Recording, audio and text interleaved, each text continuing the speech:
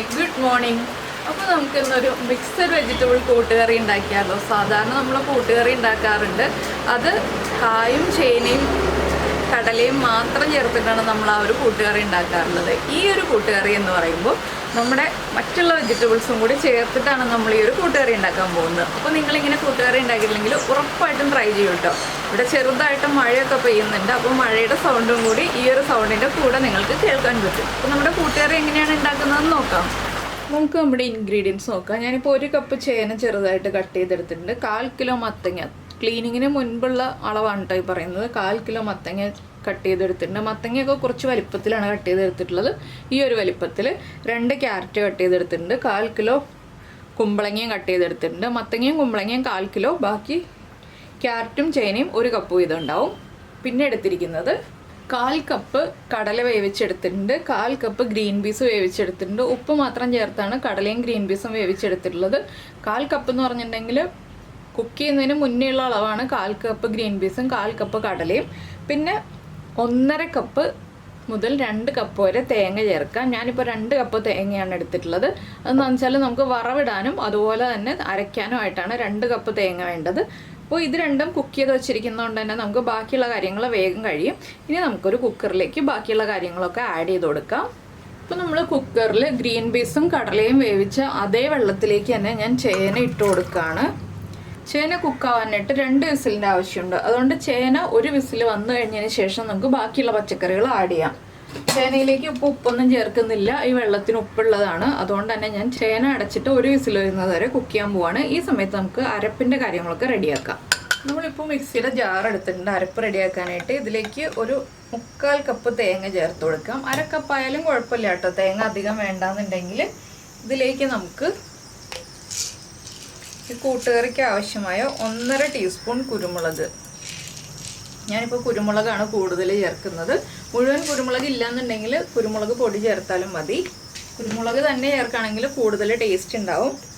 1/2 teaspoon നല്ല ജീരകം, നമ്മുടെ ക്യൂമിൻ സീഡ്സ്, ഇത് രണ്ടും ചേർത്തിട്ട് ഒന്ന് തരിതരിപ്പായിട്ട് അരച്ചെടുക്കുക. ഒരുപാട് വെള്ളം ചേർത്ത് അരയ്ക്കേണ്ട, ചെറിയ അളവിൽ വെള്ളം ചേർത്തിട്ട് പേസ്റ്റായിട്ട് അരയ്ക്കരുത്, ചെറിയ തരിതരിപ്പോടുകൂടി അരച്ചെടുക്കുക.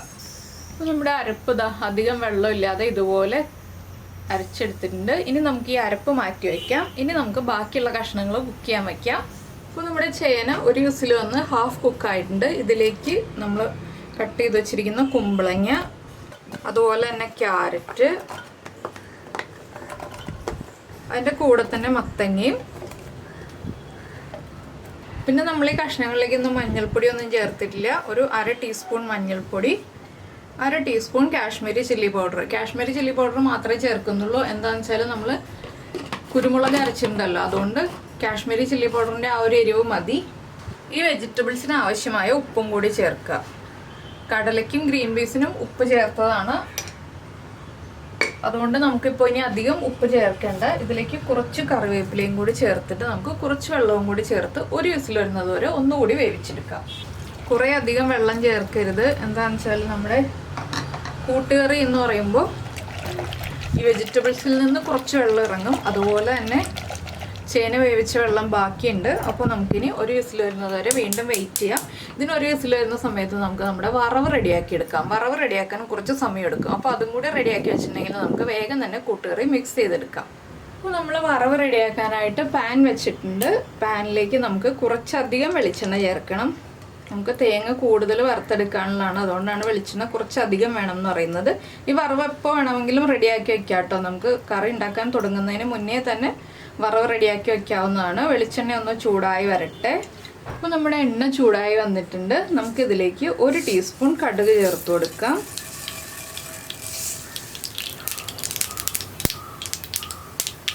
കടുക് പൊട്ടി വരുമ്പോഴേക്കും ഒരു 3 ഉള്ളി റൗണ്ടിൽ കട്ട് ചെയ്ത് വെച്ചിട്ടുണ്ട്, അത് ചേർക്കുന്നുണ്ട്. ഉള്ളി കൂടുതൽ ചേർക്കണമെങ്കിൽ കൂടുതൽ ചേർക്കാം, ഞാനിപ്പോൾ കുറച്ചേ ചേർക്കുന്നുള്ളൂ.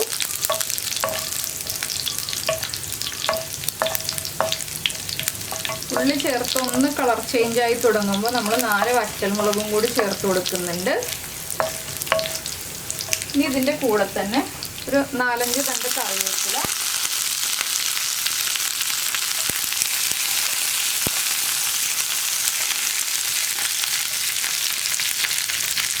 1 കപ്പ് തേങ്ങ ചിരവിയത് ഇത്രയും ചേർത്തിട്ട് നന്നായിട്ടൊന്ന് ഇളക്കി. ഇനി നമ്മുടെ തേങ്ങയുടെ കളർ നല്ല ബ്രൗൺ കളറായി വരുന്നത് വരെ ഇളക്കിക്കൊണ്ടിരിക്കുക. ചെറിയ തീയിൽ വെച്ച് ഇളക്കി വറുത്തെടുക്കണം.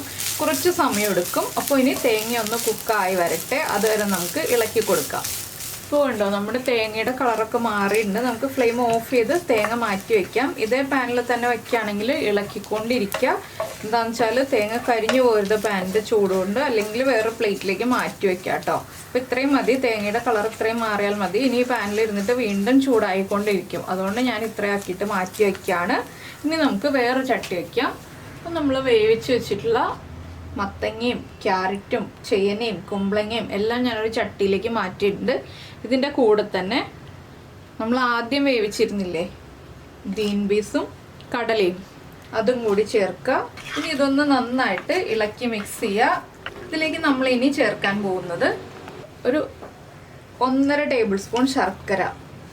ഈ ശർക്കരയും കൂടി നന്നായിട്ട് മെൽറ്റായി ഈ കഷ്ണങ്ങളിലേക്ക് പിടിച്ചു വരണം. അതുവരെ നമ്മളൊന്ന് വെയിറ്റ് ചെയ്യുക.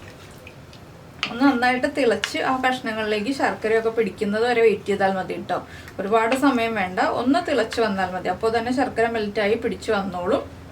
അപ്പോൾ നമ്മുടെ വെജിറ്റബിൾസും ശർക്കരയും എല്ലാം ചേർന്ന മിക്സ് ഒന്ന് തിളച്ച് വന്നിട്ടുണ്ട്. ഇതിലേക്ക് നമുക്ക് നമ്മുടെ അരപ്പ് ചേർത്ത് കൊടുക്കാം. ഇനി നമുക്ക് ഈ അരപ്പും കൂടി ചേർത്ത് നന്നായിട്ട് യോജിപ്പിച്ചെടുക്കാം. അരപ്പിലുള്ള ആ ഒരു കുരുമുളകിൻ്റെ ടേസ്റ്റൊക്കെ നമ്മുടെ കഷ്ണങ്ങളിലേക്ക് നന്നായിട്ട് പിടിച്ച് അരപ്പൊന്ന് ചെറുതായിട്ട് കുറുകി വരണം കേട്ടോ. അത്രയും സമയം ഒന്ന് തിളച്ച് കുറുകി വരണം. എന്താണെന്ന് വെച്ചാൽ കൂട്ടുകറി എന്ന് പറയുമ്പോൾ ഒരുപാട് വെള്ളം പോലെയുള്ള കറിയല്ലല്ലോ, കുറുകിയിരിക്കുന്ന കറിയാണ്. അപ്പോൾ ഒന്ന് അരപ്പ് കുറുകി വരട്ടെ, അതുവരെ ഒന്ന് വെയിറ്റ് ചെയ്യാം. ചെറുതായിട്ടൊന്ന് കുറുകി വരട്ടെ. ഈ സമയത്ത് ഉപ്പ് ചെക്ക് ചെയ്യുക. ഉപ്പ് കുറവാണെങ്കിൽ ഉപ്പ് ആഡ് ചെയ്ത് കൊടുക്കുക. എരിവ് കുറവാണെങ്കിൽ കുറച്ച് കുരുമുളക് പൊടി ചേർത്ത് കൊടുക്കുക. മധുരം കുറവാണെങ്കിൽ ശർക്കര ചേർത്ത് കൊടുക്കുക. ഇത്ര കാര്യങ്ങളെ നമുക്ക് ഇതിലേക്ക് ആഡ് ചെയ്യാനുള്ളൂ. അപ്പോൾ നമ്മുടെ അരപ്പ് പിടിച്ച് കഴിഞ്ഞിട്ട് നമുക്ക് ബാക്കിയുള്ള കാര്യങ്ങൾ ആഡ് ചെയ്യാം. അപ്പോൾ നമ്മുടെ അരപ്പൊക്കെ കുക്കായി ആ ഉണ്ടായിരുന്ന ഗ്രേവിയൊക്കെ ഒന്ന് വറ്റി കുറുകി വന്നിട്ടുണ്ട്. ഇനി നമുക്ക് ഫ്ലെയിം ഓഫ് ചെയ്യാം. ഫ്ലെയിം ഓഫ് ചെയ്തിട്ട് നമ്മുടെ വറവ് ഇതിലേക്ക് ചേർത്ത് കൊടുക്കാം. വറവ് ചേർത്തിട്ട് നന്നായിട്ടൊന്ന് മിക്സ് ചെയ്യുക.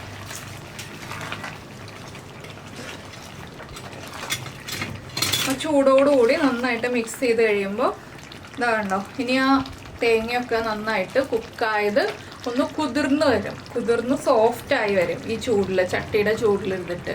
കറിയുടെ ചൂടും കൂടി ആകുമ്പോൾ. ഇത്രയേ ഉള്ളൂ നമ്മുടെ കൂട്ടുകറിയുടെ പരിപാടി. അപ്പോൾ എല്ലാവരും ഈ ഒരു കൂട്ടുകറി ഉണ്ടാക്കി നോക്കുക. അപ്പോൾ നമ്മുടെ കൂട്ടുകറി കണ്ടല്ലോ, എങ്ങനെയുണ്ട് കൂട്ടുകറി? ഇഷ്ടമായോ? എപ്പോഴും കഴിക്കുന്ന കൂട്ടുകറിയിൽ നിന്ന് ചേഞ്ച് ആയിട്ടൊരു കൂട്ടുകറിയല്ലേ? എല്ലാവർക്കും ഇഷ്ടമായെങ്കിൽ ഒന്ന് ലൈക്ക് ചെയ്യാനും അതുപോലെ തന്നെ കമൻറ്റ് ചെയ്യാനും മറന്നു പോരുത് കേട്ടോ. നമ്മുടെ കൂട്ടുകറി ഇഷ്ടമായെങ്കിൽ നമ്മുടെ ചാനൽ ഒന്ന് സബ്സ്ക്രൈബ് ചെയ്തേക്കണേ. നമുക്ക് നമ്മുടെ അടുത്ത സദ്യ റെസിപ്പിയുമായിട്ട് അടുത്ത ദിവസം